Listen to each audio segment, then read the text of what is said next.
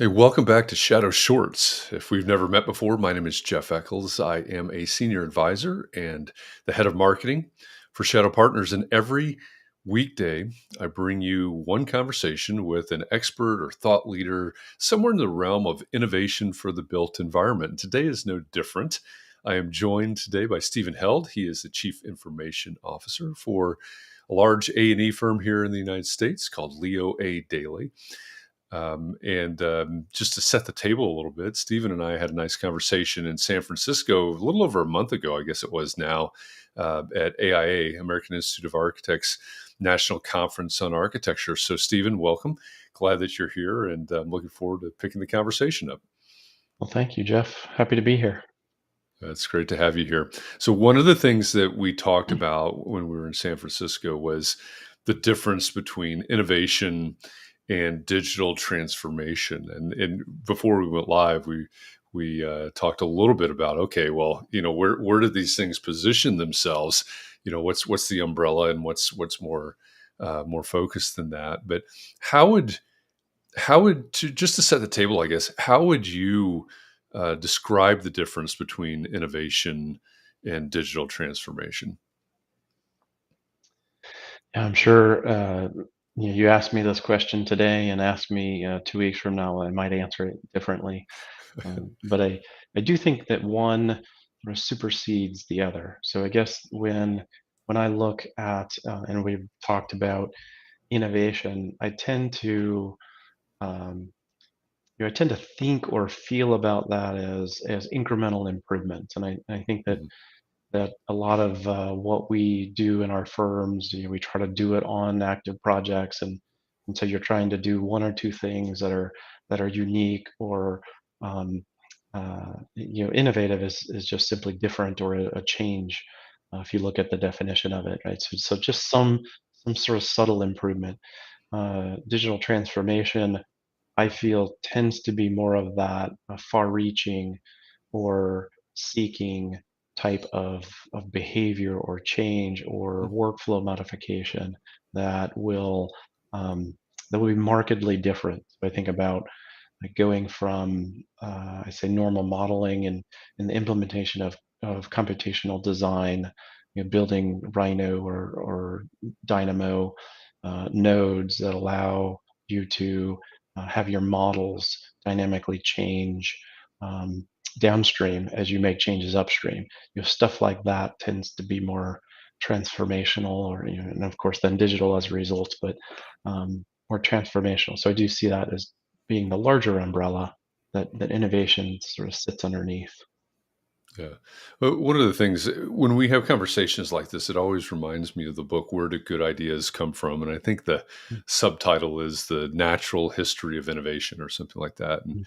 Stephen Johnson maybe is the author of that book. And in in the book, he talks about the fact that what we typically see is these big changes, these big innovations, groundbreaking things are in fact they're small iterations on something. There may be a jump from context to context, or from parallel, but they're often just small incrementational, as you said, iterations on a theme. So that what you're saying really rings true to me.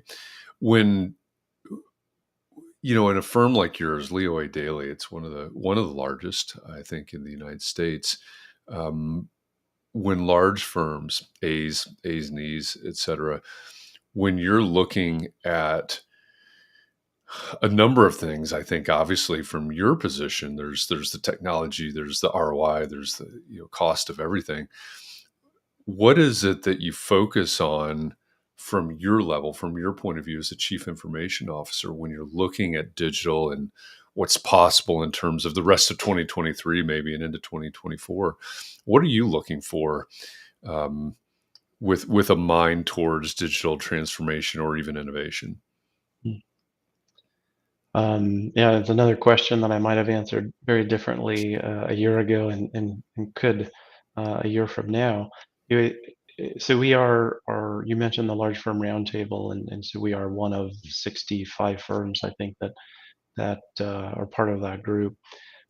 We've been I've been in this role for almost 17 years, been in that circle for that entire duration, uh, sometimes more than others. And more recently, last couple of years, we've struggled with that exact question: is how do we stop not so much competing against ourselves, but on the commodity sorts of things, how do we Mhm. stop being so redundant and lift ourselves up in a more collective manner, and then compete on the things that are really competitive advantage? And there's a lot of misnomers as to what's really competitive advantage, and and so we um, 38, I think, maybe 39 firms right now.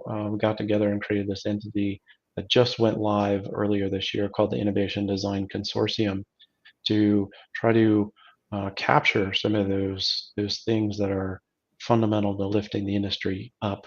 I will put those in that innovation category. It's something that we Mhm. all need to do, and frankly, it's something that what we hope in a couple of years, other firms will join into that same group and enable that sort of base level sharing, so that we can get to these other things. So we use internally, we started to use this purchase, partner, protect um, theme. And so purchase is what we've been doing a lot, which is buying software, your Autodesks, your Bentleys, we have probably 1,000 software titles in just our firm size. So um, you're trying to use those to the best of your ability, and I think that's where you get some innovation.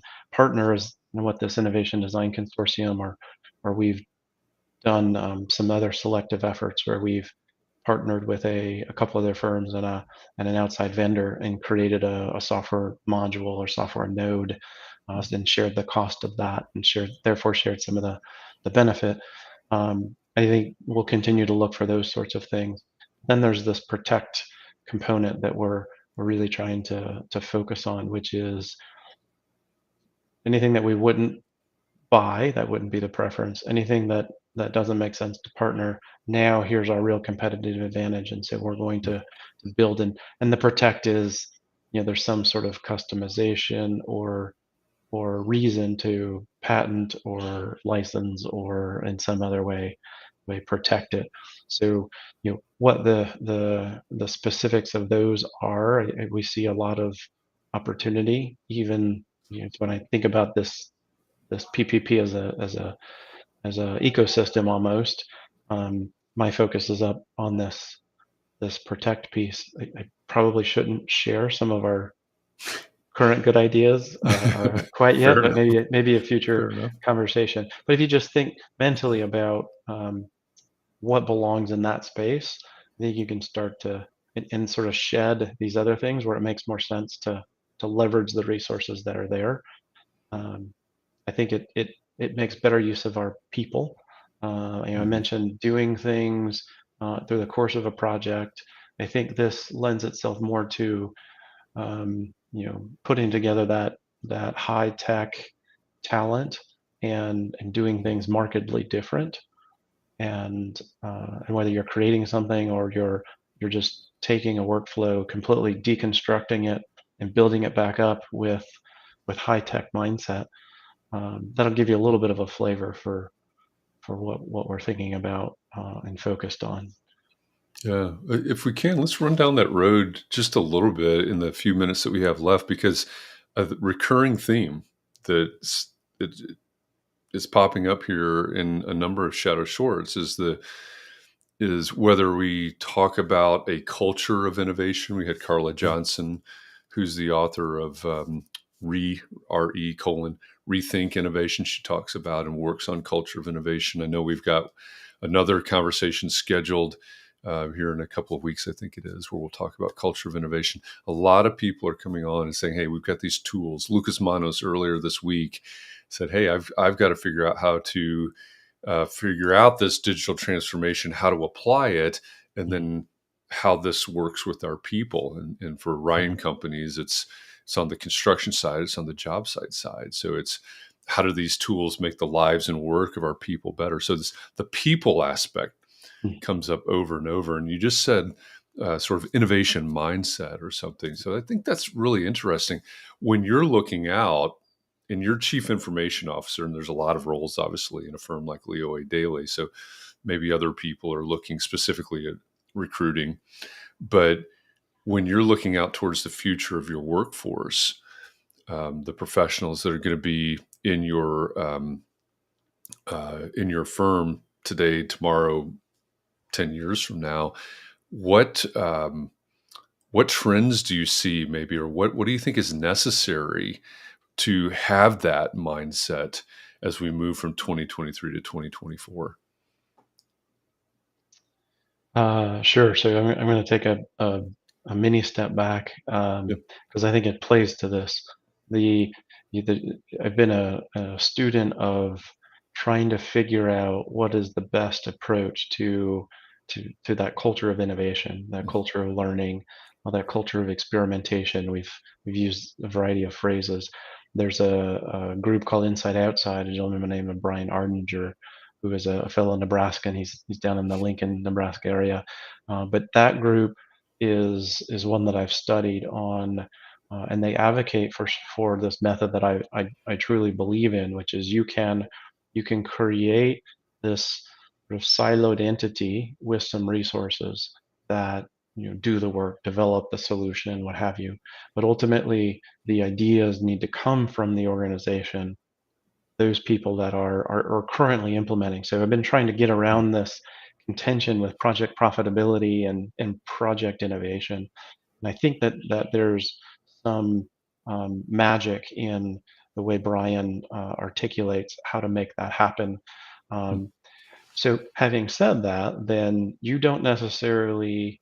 I have seen an evolution, of course, of the next gen, or even those that are 3 5 year professionals that have that started with iPads in their hand, or maybe not as babies but as toddlers and something like that. So very comfortable with some of these new softwares or the computational Mhm. design, that sort of thing.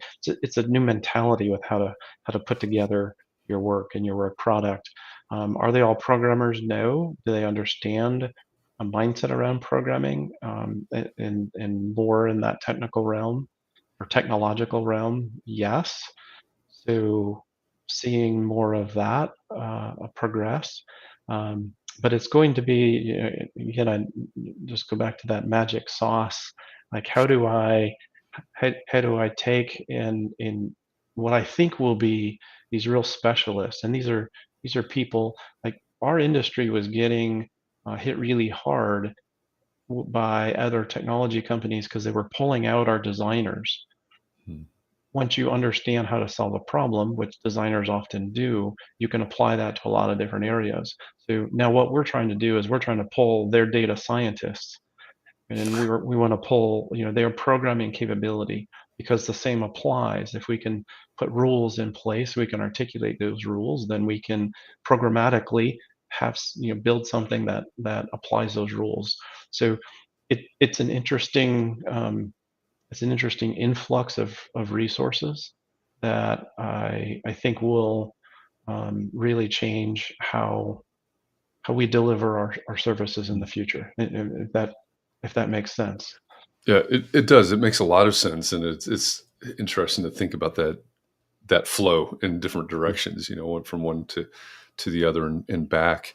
And it opens up a great can of worms that we could. We're not even going to start talking about AI, because that will be 3 hours down the road. Yeah, that's all right. We'll touch on that another day. But um, yeah, it's fascinating, and I think there are a lot of people that are watching this or will watch this in some sort of time shifted manner that are going to listen to this and say, "Hey, I want to know more about that." And if you're in that camp, if you're watching this somehow right now, and you say, "Hey, I do want to know more," the first thing I would say is look up Stephen on LinkedIn. Maybe connect with him there on LinkedIn, and or go to leoadaily.com. That's the URL for the firm where Stephen is the chief information officer, and you can find out what they have going on. And if you're interested in conversations like this and going deeper, I mean, we have 10 to 15 minutes. That's sort of the rule here for a shadow short.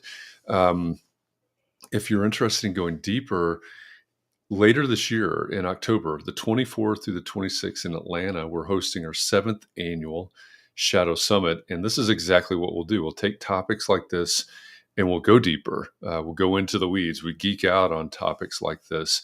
Our KP Reddy, our CEO, has described Shadow Summit 2023 as being a Cliff's Notes version of everything that's happened in terms of innovation for 2023 and a preview of what you need to focus on, think about, plan for, budget for 2024. And so that gives us license to have conversations like this. What does it mean to have an innovation mindset? What about bringing people from these other, the tech community into our firms? The softwares, the AIs, will certainly touch on all of those as topics at Shadow Summit 2023. And so you can find more information at shadowsummit.com. There's actually it's a purposefully intimate setting, 200 tickets max. And so I would encourage you to go over to shadowsummit.com. There's a little button towards the top of the page there for you to apply to attend there. But if you're interested in conversations like this, you might want to join us October 24th through 26th, around the Georgia Tech campus, so in Atlanta. So think about that. Stephen, this is, like I said, I mean, we could, you just said we could spend 3 hours on AI. We certainly could. We could spend another hour on, right where we are right now on this topic. So I thank you for opening the can of worms. Maybe you'll have to come back in the future and we can explore it a little bit further. Would love to. That's great. Thank you for doing this. For all of you out there that watch these Shadow Shorts, I appreciate you for joining us. I'll be back again tomorrow with another expert, another thought leader in the realm of innovation for the built environment, and hope this piques your interest in some way. So thanks for watching us. We'll see you again soon.